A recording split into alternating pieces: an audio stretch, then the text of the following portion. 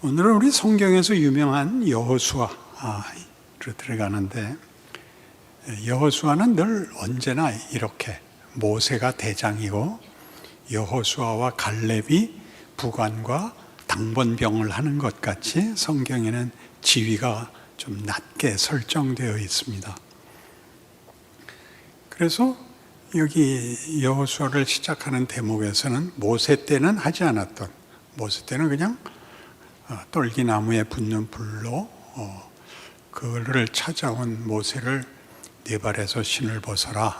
네가 선 것은 거룩한 땅이다. 내가 내 백성의 고난을 보고 너를 보내어 그들을 해방시키고 약속의 땅으로 들여보내려고 하니 너는 가라. 이렇게 단도직입적으로 그 일을 명령합니다. 여호수아는 시작이 오늘 본문과 같이 굉장히 많은 격려가 붙어 있습니다. 내가 너와 함께 할 것이다. 네 발바닥으로 밟는 것은 다 주겠다. 모세와 함께 있었던 것 같이 내가 너와 함께 할 거다. 그래서 9절은 내가 네게 명령한 것이 아니냐. 강하고 담대하라. 두려워하지 말며 놀라지 말라. 네가 어디로 가든지 네 하나님 여호와가 너와 함께 하느니라. 그러면 이 9절에 보면 내가 네게 명령한 것이 아니냐에는 너는 사실은 앞에 나에 다 덮여 있죠. 하나님이 그와 함께 한다고. 오늘 설교하려는 식으로 얘기하자면 내가 네게 명령한 것이 아니냐. 네가 어디로 가든지 네 하나님의 네 자에다 다 동그라미 치셔서 자기 이름으로 바꿔 써놓으십시오. 그러면 됩니다. 그게 기독교입니다. 우리는 자연신론적 신앙관이 하나의 편견이 되어서 신은 두려운 분으로 이해됩니다. 그래서 신은 잘하면 상을 주지만 못하면 벌하시는 신으로 되어 있고, 그래서 신을 만족시키려면 도덕성과 치성으로 그 조건을 삼아야 된다, 이렇게 생각하고 있어서 그 하나님을 믿는 기독교인들도 하나님이 우리를 사랑했다는 말을 도무지 믿지 못합니다.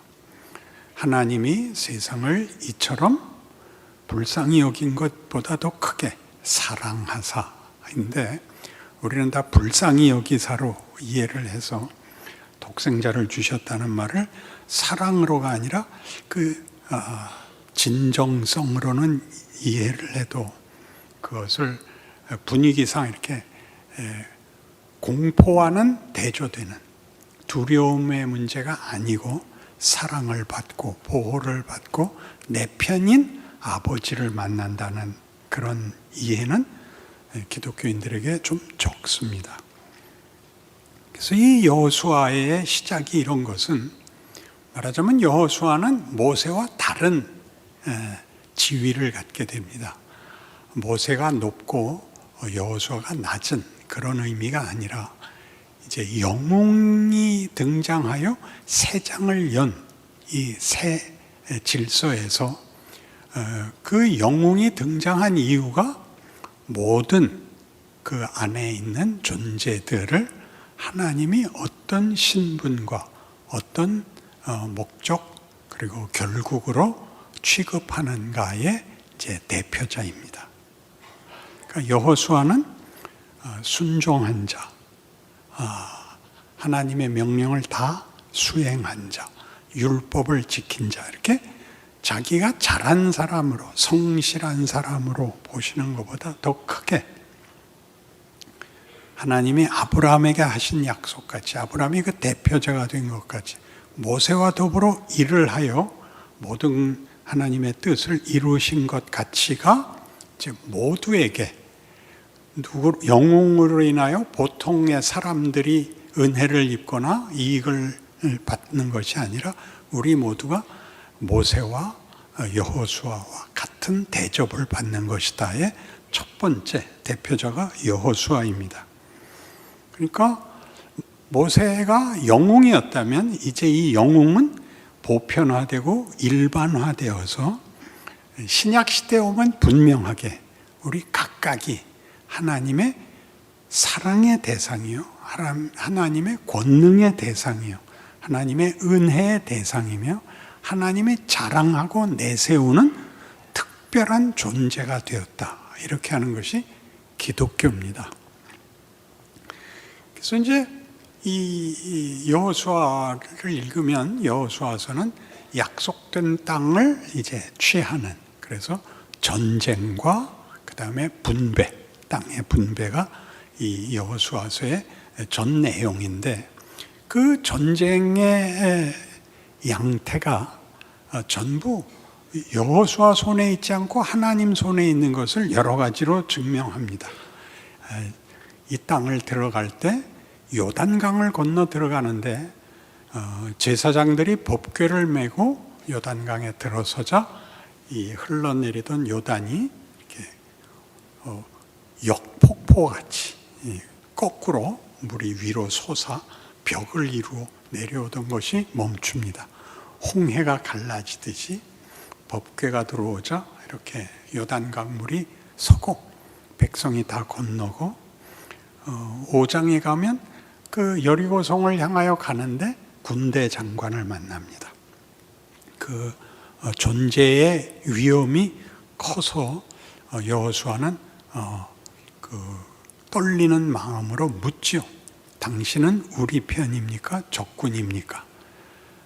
나는 여호와의 군대 장관으로 이제 왔느니라 라고 여호와의 군대 장관이 이스라엘 편을 들러 이렇게 마중을 나오는 사건이 있고, 여리고성은 7일 동안 그 여리고성을 도는 것, 7일 동안 돌고 마지막 날 7번 돌아서 모두가 성을 향하여 서서 무너져라 하자 성이 무너져 버리는, 여리고라는 이름은 그래서 서양 문명에서는 난공불락의 성을 상징하는데 그것이 다만 고함 소리 하나에 무너지는, 그리고 기브온 전투, 기브온이라는 그 족속이 이스라엘에게 화친을 요구하여 이렇게 화친하게 되자 그 옆에 있던 아모리 족속이 이 기브온을 치고 이스라엘을 치고 하는 전쟁에서 하나님이 여호수아가 앞장선 이스라엘 백성들이 성전을 치르는 것이 아니라 하늘로부터 큰 우박이 쏟아져서 적군이 치명적인 그 상해를 입고, 그 다음에는 여호수아가 하나님께 구하여 태양아 머무르라, 달아 제자리에 서라. 그러니까 지구의 자전이 멈춰서 적군을 다 전멸시킬 때까지 날이 어둡지 않은 전쟁을 계속할 수 있는 아주 절대적인 완벽한 승리를 얻는 사건들로 대표되고 있습니다. 이 모든 일들은 다 여호수아가 얼마나 굉장한 사람이냐는 가려져 있고, 여호수아는 단지 하나님 손에 잡은 지팡이 정도고 일을 하신 주인공은 하나님이시다 하는 것이 강하게 부각되고 있습니다. 그 역사란, 기독교도 구약의 중요한 점은 예수님이 오시는 것이 그 앞에 서론이 있고 시작과 과정이 있고 예수님이 오셔야 하는 장면에서 예수님이 등장을 합니다. 그 앞은 뭐냐 하면 왜 예수가 와야 되냐죠. 예수가 오셔서 하신 것은 구약의 실패를 하나님의 약속과 목적대로 이루시는 것이며, 구약에서 보여진 여러 하나님의 요구들이 그것이 법적인 강제력을 넘어 은혜와 사랑과 축복으로 채워진 내용이라는 것을 보입니다. 그러니까 여호수아에게 너는 이 율법을 따라 율법을 순종해라 하는 이야기는 우리가 십계명에서 보듯이 이러지 마라 저러지 마라 하는 부정적인 표현들로 되어 있는 율법의 내용들은 이렇게 길의 양쪽을 막아서 이 길을 벗어나지 마라, 그런 뜻입니다. 이 길을 벗어나지 마라가 길을 벗어나면 벌을 받고 길을 지키면 복을 받는다는 것은 상벌의 개념보다 크게 여기를 나가면 네가 손해고 이 안에 있으면 네게 명예다, 복이다, 여기는 넘친다 라는 게 율법적 표현이고, 신약에 들어오면 예수님이 오셔서 그 내용을 적극적으로 표현하시고 약속하십니다. 그것은 은혜이며 기쁨이며 명예며 영광이며 찬송입니다.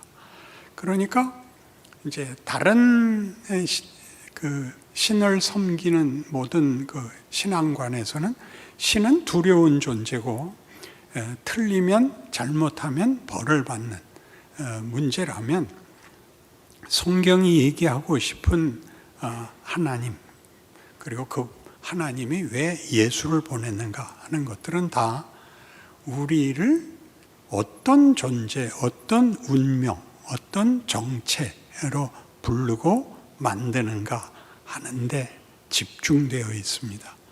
그러니까 하나님이 원하는 것을 하나님 마음대로 하시는 분이지만 그 마음대로가 우리를 완성시키는 겁니다. 우리를 완성시킨다는 것은 우리가 하나님의 뜻, 즉 그 진리와 생명과 명예에 대하여 항복하는, 그래야 우리가 명예와 영광의 존재가 되는 문제인 것입니다.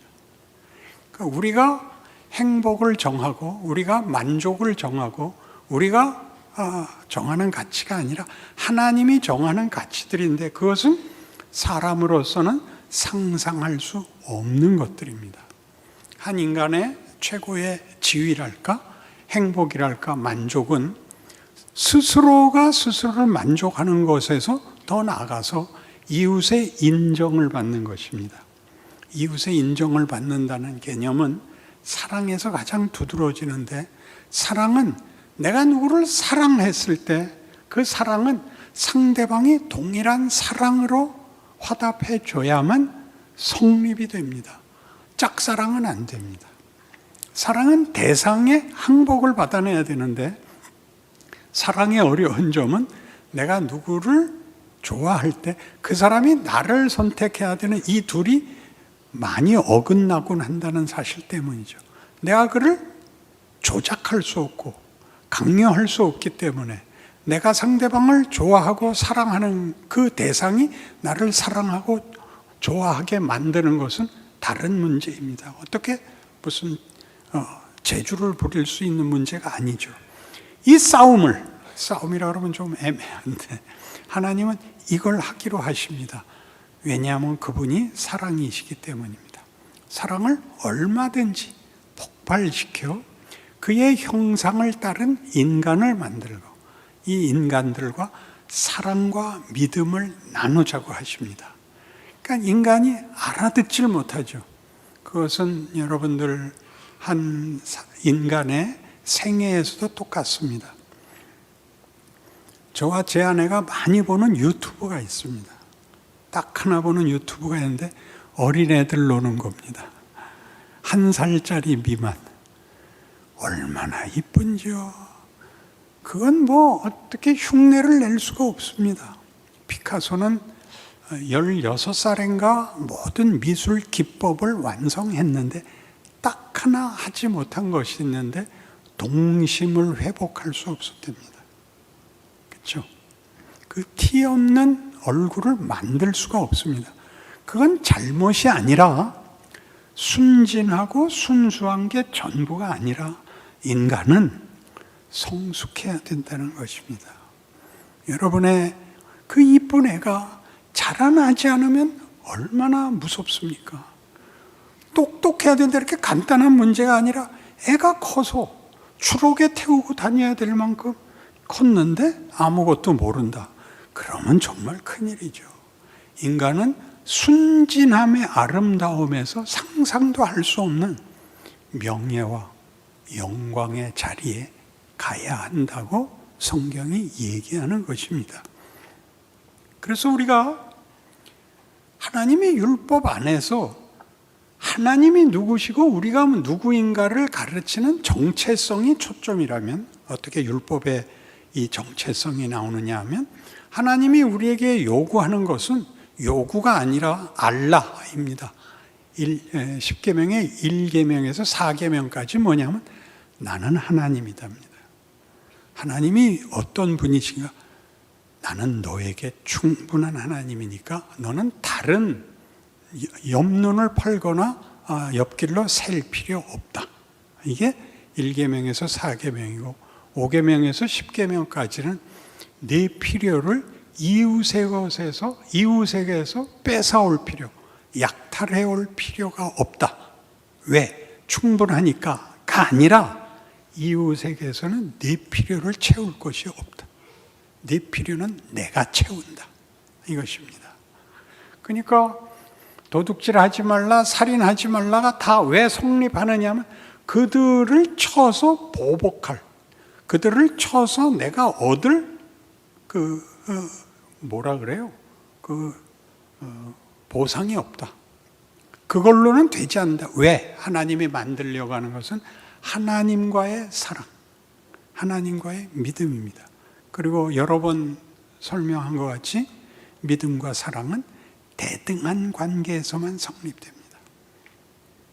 어떤 의미의 대등함? 자유와 항복과 선택입니다. 이걸 만드시는 거죠. 근데 우리는 하나님께 계속 하나님이 하려는 거 다 할 테니까 내가 달라는 거 주십시오죠.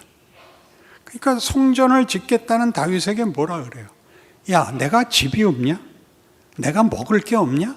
왜 내가 네가 지은 집에 살아야 되고 네가 갖다 주는 재물을 먹어야 되냐? 그런 건 나한테 왜 필요하겠냐? 내가 그걸 요구하는 것은 널 기르기 위함이란다. 이거죠. 여기가 성경이 우리에게 요구하는 것인데 우리는 늘 놓칩니다. 예수 안에 옴으로써 신약 시대에는 이 율법의 긍정적인 면, 하나님과의 관계, 하나님과의 연합, 그렇게 요구하는 이유, 그 본문이 지위, 신분, 영광이라는 것을 말하고 있는 것입니다. 그러니까 우리가 사는 내내 우리 인생 속에서 우리가 사는 현실 속에서 하나님이 뭘 만들고 있느냐 그러면 내가 누군가입니다. 내가 누군가는 하나님 앞에서 내가 누군가, 하나님과의 관계에서 내가 누군가인데 하나님이 내게 뭐가 되라고 하느냐? 내 사랑과 믿음의 관계가 되라 그럽니다. 우리가 이해하기 좋게는 언제나 부모와 자식입니다. 부모는 자식에게 나는 너를 위해서 못할 게 없다. 그러니까 자식이 하는 말이 그러니까 뭐라 그러지 마세요. 내 마음대로 하게 좀 놔두세요. 나를 위해서 뭐든지 하시겠다면서요. 그러니까 신경 끄세요. 그렇게 얘기하면 잡아 죽여야죠. 부모가 자식 보고 내 말을 들어라 하는 이유는 지금 내 수준과 지금 내 내용 갖고는 안 된다. 그건 안 된다. 너 자신을 위해서 넌 커야 돼요. 그건 지금 너는 모른다. 내가 그래서 잔소리를 한다. 이렇게 돼 있는데 우린 엇박자죠. 그래서 자식들이 밤낮 나는 절대 나중에 부모가 되면 우리 자식한테 뭐라고 안 그럴 거야. 그것들이 더 한다는 건 아니죠. 그건 부모로서 그건 양보할 수 있는 문제가 아닙니다. 그러니까 우리의 하나님이 그러는 겁니다. 하나님이 우리에게 나를 겁내지 마라. 내가 너희에게 요구하는 것은 너희를 억제하려는 것이 아니고 너희를 강제하려는 것이 아니라 너희를 정말 자유와 진리와 생명과 명예와 영광을 알게 하고 그렇게 되게 하기 위해서 요구하는 것이니라. 그건 천국에 간다며 시켜주시고요. 살아있는 동안은 그냥 편안하게만 해주세요. 편안하게가 뭐죠? 행복하게가 생각 안 해도 되는 인생을 살게 해주세요. 그거죠. 더 이상 원하지 않을게요. 더 이상 구하지 않을게요. 그죠? 남한테 손 안 내밀고요. 자식들 속 안 썩이고 건강한 것만 나는 돼요. 그 이상은 필요 없어요. 그래서 예수를 못 박았대요. 봐라. 너희를 못 박아야 옳은데 내가 너희를 죽일 수가 없어. 내 아들을 죽인다. 이렇게 말하는 게 부모의 마음이라고요. 뭐라 그러면 아멘을 하시겠어요?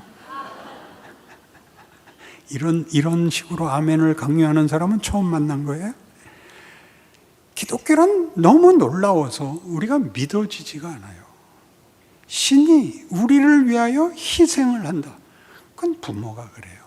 부모가 자식을 위해서 죽을 수 있어요. 자식을 잡아먹고 사는 부모는 없습니다. 기독교란 그런 거예요. 그래서 여기 여호수아에서 앞에 일어났던 모든 일들, 역사라는 것으로 증명한 하나님이 어떤 분인가에 대한 역사가 얼마나 그 긴 시간으로 만들어지냐 하면, 그들이 애굽에 가서 요셉 때 애굽에 70인이 내려가서 400년을 종노릇해요.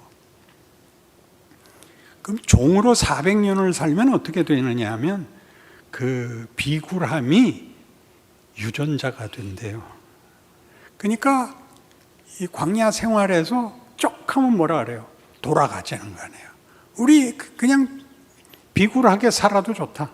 그렇게 아무 생각 없이 살고 싶다.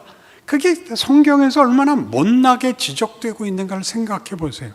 그럼 우리 신약 시대를 살면서도 예수까지 오셔서 우리라는 존재가를 뭘 만들겠느냐의 모델을 보여주시고 모범을 보여주셨음에도 불구하고 우리는 영광과 명예라는 걸 놓고 이런 제일 쉬운 안심이라는 것을 위해서 그토록 기도하고 철야하고 기도원 가고 금식하고 뭐든지 해요. 뭐 하라고, 뭐 해달라고, 아무것도 아닌 것을 만들어서 하나님 제가 부르지 않을 때는 간섭하지 말아 주십시오. 그렇게 예수를 믿고 있다고요. 그러니까 여러분 잘 아시는 요한복음 14장에서 빌립이 예수님께 뭐라 그러냐면 아버지를 보여주십시오 그래요. 그러니까 예수님이 말씀하시기를 나를 본 자는 아버지를 보았거늘 어째 아버지를 보이라 하느냐. 나를 보고도 못 믿겠거든 내가 하는 일을 보고 나를 믿어라. 뭘 하셨어요? 제자들의 발을 씻기고 병자들을 고치고 나는 섬김을 받으러 온 것이 아니라 섬기러 왔다. 그래서 우리 대신 죽어요. 이 모든 것이 하나님이 누구인가에 대한 증명이며 그 하나님에게 우리가 누구이기에 이룰 수 있는가에 대한 증명이며 그래서 우리가 살면서 계속 하나님과 어그러지고 있는 이유가 무엇인가에 대한 증거들이라고요. 왜 예수를 믿는데 기쁘지 않은가? 왜 예수를 믿는데 자신감이 없는가? 우리는 하나님이 내 모습 이대로, 내가 잘못하는 것, 부족한 것 이대로 나를 중단 없이, 절대적으로 타협 없이 포기하지 않으신다는 걸 우리는 못 믿죠. 자식된 권리도 모르고 자식된 책임도 모르는 것, 이것이 신자들의 최고의 약점입니다.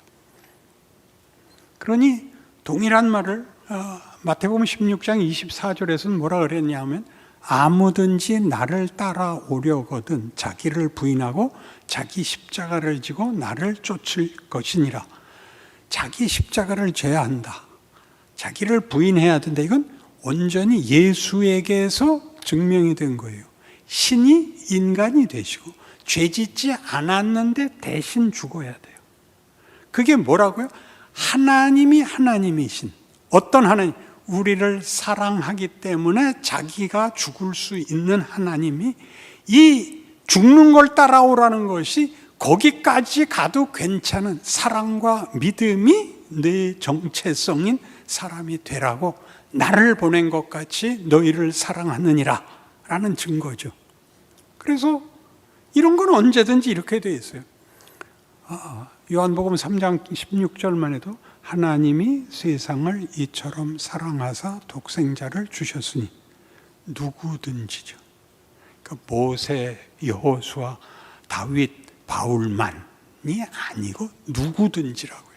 그 누구든지, 아무든지라고 되어 있는 무엇이든지 이렇게 열려 있다고요. 모두를 향하여. 그러니까 우리 각각이 마태복음 28장 18절 이하에 나오는 마지막 명령, 아버지께서 하늘과 땅의 모든 권세를 내게 주셨으니 너희는 가서 아버지와 아들과 성령의 이름으로 세례를 주고 예루살렘과 유다와 사마리아 땅끝까지 모든 족속을 제자로 삼아 내가 너희에게 분부한 것을 가르쳐 지키게 하라. 뭐라 그래요? 끝이 볼지어다 내가 세상 끝날까지 너희와 항상 함께 있을 것이니라. 성육신을 약속하세요. 하나님이 이 땅에 오셨기 때문에 우리는 그를 임마누엘이라고 불렀어요. 하나님이 우리와 함께 하신다. 그러니까 하나님이 인간이 되어 인간이라는 존재가 예수의 존재와 같이 묶임으로써 세상이 구원을 받듯 우리가 가면 내가 하나님이 내 안에 계시고 예수께서 내 안에 계시기 때문에 내가 간 곳과 내가 선 자리는 임마누엘이 된 나로 인하여 하나님이 복을 내리기를 원하시며 사랑을 받기를 원하시는 존재, 인생, 자리가 됐다. 이게 성경이 하고 싶은 얘기예요. 모세를 부러워하고 제자들을 부러워하고 다윗을 부러워하고의 문제가 아니라 위인과 영웅이 아니라 하나님이 누구신가에 대한 나 자신의 본문이 하나님이 나를 부르기 위하여 그 아들을 보내신 것 같이 나를 보내어 또 누구를 그렇게 부르고 있고 예수께서 오셔서 하나님이 누구시며 우리가 그에게 누구인가를 히브리서 5장 8절 같이 그가 아들이시라도 받으신 고난으로 순종함을 배워서 온전하게 되셨은즉 뭐가 결격 사유가 있어서 죽어서 온전함을 이룰 수밖에 없었는가요? 온전함은 다른 게 아니라 우리가 아는 하나님이 나를 위해서는 죽을 수도 있다. 이렇게 하나님은 자신을 증명하는 일에 최악의 자리까지 왔다. 더 이상은 없다. 우리 보고 뭐라 그러는 거예요? 우리 보고 너는 네 인생에서 예수를 믿는다는 것, 예수를 안다는 것이 모든 내가 죄인을 위하여 왔던 것처럼 나를 십자가에 못 박는 자들을 위해서 온 것처럼 너희가 보냄을 받았을 때 그것이 하나님의 자녀이며 하나님이 누구이며 그를 믿고 그에게 복을 받고 그로 인하여 달라진 존재는 무엇인가를 실제로 너희가 하는 것이 너희 인생의 최고의 복이요 기적이요 자랑이니라 이렇게 얘기하는 겁니다. 그래도 조금씩 알아먹어요. 그죠? 40년 동안 제가 악을 썼는데 이제 아멘 하는 사람이 10명이 넘기 시작했습니다. 기쁜 일입니다.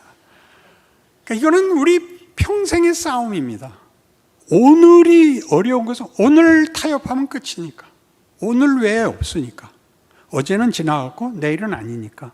그럼 오늘 여러분이 걸린 모든 문제들 죽을 것 같고 뭔지 모르겠고 밤낮 그게 그거고가 내가 존재하고 있는 시간과 자리이기 때문에 중요한 겁니다. 내가 어떤 표현을 하는가, 내가 어떤 결정을 하는가가 여러분 주변의 모든 사람에게 가장 중요한 거예요. 예수님께서도 마지막에 이렇게 기도하셨어요. 아버지여 할만하시거든 이 잔을 내게서 비켜주옵소서. 그랬으면 어떻게 되는 거예요? 그럼 하나님은 결국 죽는 자리까지는 거긴 할 수 없는 거구나가 됐을 거예요. 그렇게 안 하고 아버지의 뜻대로 하겠습니다. 그래서 죽음의 자리까지 가죠. 그래서 우리 잘 아는 로마서 8장 1, 2절 같이 그러므로 그리스도 예수 안에 있는 자들에게는 결코 정죄함이 없나니 이는 생명의 성령의 법이 죄와 사망의 법에서 너희를 해방하였습니다. 그러니까 우리는 죽음이라는 영벌, 사망이라는 소멸이 없습니다. 그러니까 우리도 죽지 않는가? 잠시 잠깐 자는 걸로 되어 있습니다. 우리는 부활해야 되기 때문입니다. 우리의 죽음은 부활로 가는 문을 여는 것이고 세상의 죽음은 없어지는 것입니다. 가치가, 존재가. 그 모든 일들을 우리에게 하나님이 이루셨습니다. 그래서 여호수아 이렇게 읽을 때마다 우리가 모세의 뒤를 잇는 정도가 아니라 예수의 뒤를 잇는, 예수가 인간은 이래야 된다, 예수를 믿는 거, 예수를 높이는 것으로 다가 아니라 주를 위해서 산다라는 말은 굉장히 멋있고 애매해요. 뭘 할 건데요? 내가 그렇게 살아야죠. 예수님 같이 살아야 되는데 모든 것을 양보한다, 모든 것을 진다, 그렇게 쉬운 말이 아닙니다.